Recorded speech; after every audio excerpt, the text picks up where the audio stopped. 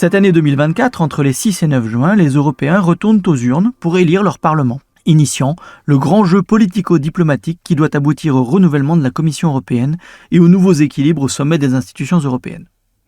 Alors que les différentes familles politiques s'organisent au niveau européen comme national, la Commission européenne vient de publier une série de propositions et d'actions pour donner aux jeunes plus de poids dans les décisions qui les concernent. À Bruxelles, on semble penser en effet que les clés des élections européennes sont dans les mains des 18-25 ans, et même plus jeunes, puisque dans certains États membres, la majorité politique est fixée à 16 ans pour les élections européennes, comme en Allemagne ou en Belgique depuis cette année. Les esprits chagrins diront bien sûr que tout cela est inutile, tant la jeune génération semble se désintéresser du jeu politique et des institutions, où elle est manifestement sous-représentée par rapport à ses aînés. En 2019, pourtant, ce sont les jeunes qui avaient créé la surprise. Passé de 42,6 à 50,6 en moyenne pour l'Union à 28, la participation aux élections européennes enregistrait une hausse significative pour la première fois depuis le passage à l'élection au suffrage universel direct en 1979 et le premier vote européen de la génération d'après-guerre. Selon les résultats des enquêtes post-électorales, en particulier l'Eurobaromètre dédié, la mobilisation avait été générale, traversant toutes les catégories socio-professionnelles, les âges, l'ensemble des attitudes pro ou anti vis-à-vis de la construction européenne et les différents États membres de l'UE. Dans un contexte de bouleversement géopolitique profond, causé par le Brexit et l'élection de Donald Trump en 2016, ce regain d'intérêt pour la démocratie européenne avait en outre bénéficié de deux facteurs. D'une part, une remarquable dramatisation des enjeux, servie par un choc des récits aussi simple et efficace que ces scénarios hollywoodiens où se distinguent sans peine les héros et les méchants. Car s'il était normal que les visages d'Emmanuel Macron ou d'Angela Merkel connaissent une forte notoriété en dehors de leurs frontières, ce n'était pas évident qu'il en soit de même pour un Premier ministre hongrois, un ministre de l'Intérieur italien, un simple député polonais chef de parti, un hableur britannique au langage fleuri ou la présidente d'un vieux mouvement d'extrême droite français. Dans un ironique paradoxe des conséquences, la popularité des figures anti-européennes et des partis de la droite radicale eurosceptique venait contribuer encore plus fortement à l'européanisation de nos scènes politiques nationales. Mais, en 2019, l'autre souffle de la démocratie européenne était celui de la jeunesse. Avec les plus forts différentiels de participation, plus 14 pour les moins de 25 ans, plus 12 pour les 25-39 ans entre 2014 et 2019, les jeunes générations et les primo-votants avaient particulièrement bien contribué à interrompre la grande tendance décennale à l'abstention pour ces élections continentales considérées comme secondaires par la science politique et les citoyens. Ce taux d'abstention s'étant vu d'autant plus accentué par les élargissements successifs à des pays d'Europe centrale où la participation électorale est restée historiquement basse depuis la fin du système de parti unique. Portée par le mégaphone de la jeune Greta Thunberg dans les enceintes officielles, la génération climat avait saisi l'occasion de faire entendre sa voix. Après avoir battu le pavé des métropoles européennes pour exiger de leurs aînés une meilleure prise en compte des enjeux de leur avenir, les jeunes activistes des Fridays for Future avaient fini par convaincre une partie de leur classe d'âge de se rendre aux urnes. Surprenant les spécialistes de l'opinion par leur nombre et leur choix, les jeunes Européens avaient offert principalement aux Verts européens un résultat historique et 10% des sièges au Parlement européen. Sensibles aux messages portés par les citoyens, aux enquêtes d'opinion qui avaient précédé les élections et aux potentialités économiques suscitées par une croissance verte, les dirigeants européens avaient donc mis la transition écologique au cœur de leur agenda politique pour la nouvelle mandature. Et la nouvelle présidente de la Commission européenne prenait solennellement d'ambitieux engagements pour une Europe climatiquement neutre en 2050. Le pacte vert, en quelque sorte, c'était eux, les jeunes de 2019. 5 ans plus tard, la donne a changé. Premièrement, la crise sanitaire et les confinements successifs ont eu raison des mobilisations climatiques et en grande partie du moral de la jeunesse européenne. De la France à la Pologne, en passant par l'Italie où les effets dévastateurs se firent sentir en premier, les études soulignent tous les profonds aspects traumatiques, en particulier sur les plus fragiles, dans les couches les plus défavorisées de la population. La jeunesse allemande, dont les cohortes avaient grossi les rangs des électeurs écologistes en 2019 puis en 2021, a été profondément affectée, devenant une sorte de génération reset pour certains observateurs. À l'échelle européenne, l'étude Eurofound de 2021 des impacts du Covid sur la jeunesse de l'UE s'inquiète de la santé mentale des jeunes Européens autant que de leur précarité économique. Deuxièmement, à mesure que ces effets économiques se font sentir dans les foyers et les entreprises, d'autant renforcés par l'inflation et la hausse des prix de l'énergie, le pacte vert se heurte à une remise en question de plus en plus aiguë. Depuis les Pays-Bas en 2019 jusqu'aux manifestations spectaculaires de l'hiver 2023-2024, les tracteurs des agriculteurs européens en détresse sont venus remplacer les lycéens et étudiants manifestants du climat. Troisièmement, les dérèglements du monde pèsent sur les jeunes Européens. La guerre menée par la Russie de Vladimir Poutine aux confins de l'Union a évidemment un impact plus immédiatement émotionnel sur les populations d'Europe centrale, en particulier en Pologne et dans les pays baltes, qu'à l'ouest. Mais elle n'est pas sans effet anxiogène non plus en Allemagne ou en France, par exemple.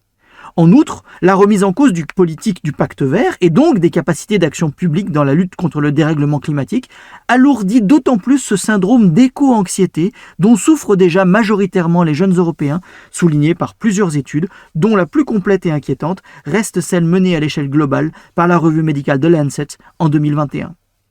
Enfin, le sentiment croissant d'une inégalité économique structurelle et d'être injustement écarté de la prospérité promise aux générations précédentes pèse aussi sur les perspectives de la jeunesse. Selon les chiffres de la Commission européenne elle-même, le taux des 15-29 ans en risque de pauvreté ou d'exclusion sociale dans l'Union européenne était de 25,4% en 2020 et le taux de privation matérielle sévère des 15-29 ans était passé de 5,4% en 2019 à 6,5% en 2020. Certes, la situation post-Covid s'est quelque peu améliorée, particulièrement en Espagne, où le taux d'emploi des jeunes retrouve un niveau jamais atteint depuis 2008 et les débuts de la crise des dettes souveraines. Mais c'est encore le sentiment d'inégalité persistante, d'incertitude économique et de précarité financière qui domine en grande partie la jeunesse européenne quand on lui donne la parole en France, en Allemagne, à Chypre ou en Pologne. Au fond, si le sentiment qui domine est que le monde politique se révèle impuissant ou rétif à répondre à leurs légitimes aspirations à un monde meilleur, plus juste envers eux et plus écologique, la question d'aller voter peut se poser. Et si oui, pourquoi ? Pour qui ? C'est une des lois de la démographie, les jeunes ne le restent pas. Les années passent, le monde change et avec lui l'air du temps. Une jeunesse en remplace une autre. On peut se demander quelle jeunesse va déposer son bulletin dans l'urne pour les élections européennes de 2024. Le tableau un peu sombre qui précède se trouve reflété en grande partie dans les aspirations de la jeunesse européenne pour les élections de 2024, mais en un contrepoint positif. Malgré leurs limites, les enquêtes Eurobaromètre offrent des enseignements intéressants sur les dynamiques qui mobilisent les jeunes Européens. Ainsi, quand pour Eurobaromètre il leur est demandé en 2022 quelle priorité l'Union européenne devrait poursuivre pour leur génération, c'est la paix, 37%, puis les opportunités économiques, 33%, la lutte contre la pauvreté et les inégalités, 32%, et celle contre le changement climatique, 31%, qui s'imposent. À l'automne 2023, dans le Parlementer, qui est un Eurobaromètre spécial Parlement européen, les réponses montrent que le contexte guerrier s'est un peu atténué.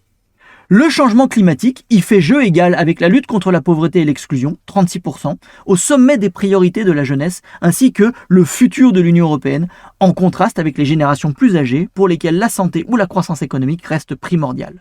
Les jeunes Européens attendent donc beaucoup de l'Union européenne pour leur avenir. Ils se sentent européens de façon écrasante par rapport à leurs aînés, 81% et 76%, soit 10 à 15 points de plus.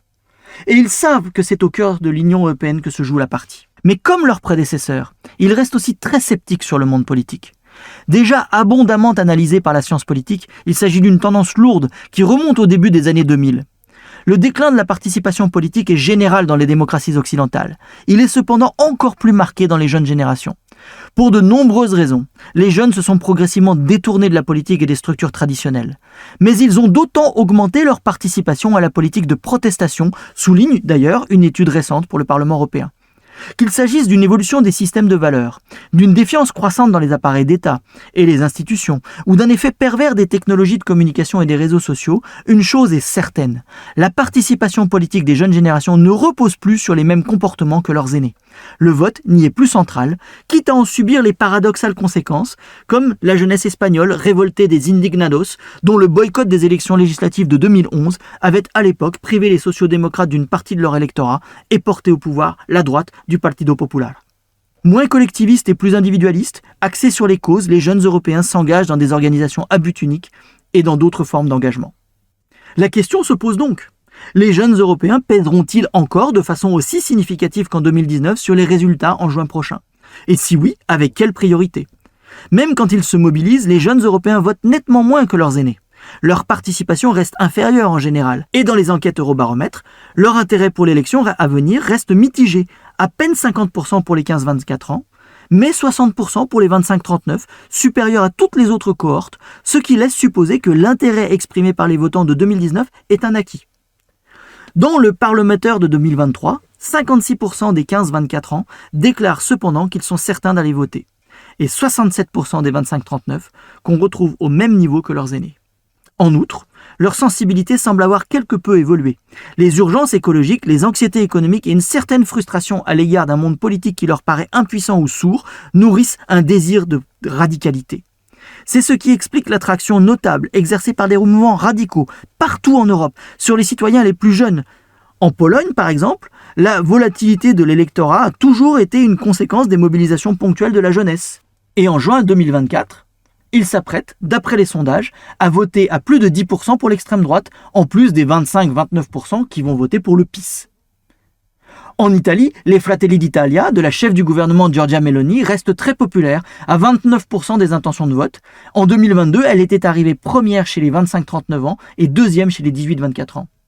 En France, les enquêtes d'opinion donnent le Rassemblement national en tête dans toutes les tranches d'âge et très largement premier chez les plus jeunes, 18-34 ans. Un sondage IFOP et un autre YouGov en janvier 2024 confirmaient cette tendance. Au fond, le mouvement est général. Toutes les projections soulignent une poussée nette des mouvements de droite radicale et extrême, représentés par les deux groupes politiques ECR et ID au Parlement européen, au détriment principalement des écologistes et des centristes libéraux, c'est-à-dire de ceux qui avaient principalement bénéficié de la mobilisation en 2019. Pour interpréter les dynamiques de ces élections européennes, l'intellectuel bulgare Ivan Krastev propose de considérer le spectre politique européen sous un autre angle que les clivages gauche-droite ou pro- et anti-intégration européenne.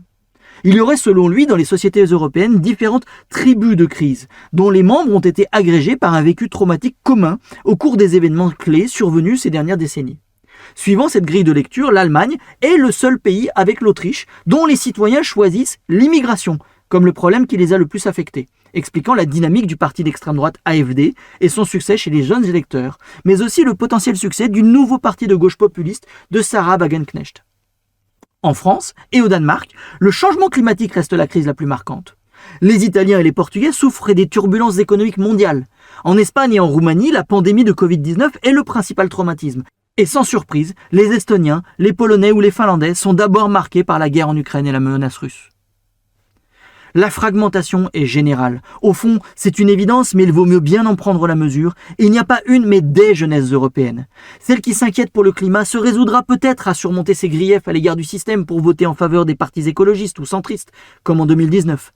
Mais celle dont la mobilisation pourrait bien changer les équilibres politiques de l'Union européenne si elle se rend aux urnes en juin 2024, semble pour l'instant plutôt hésiter entre le repli abstentionniste et le vote pour des figures extrémistes, quitte à renforcer au Parlement européen les rangs de ceux qui portent une vision purement nationale, régressive et illibérale de la construction européenne.